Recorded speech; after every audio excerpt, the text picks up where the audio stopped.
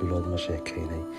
qalbiyadoo dhammaan daaran hawadha xasabaynaya laba dhinac jacayl buuxa dhan walba ma soo biiray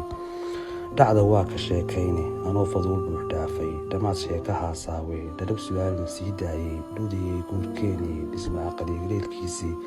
dhalaanuba daadahaynta dhiraandhiri arooskeen dhacda waa la yaabkeede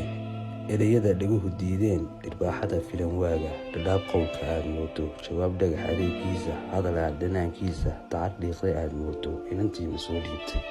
dhacda waa ka sheekayne waxay tiri dheemaluuli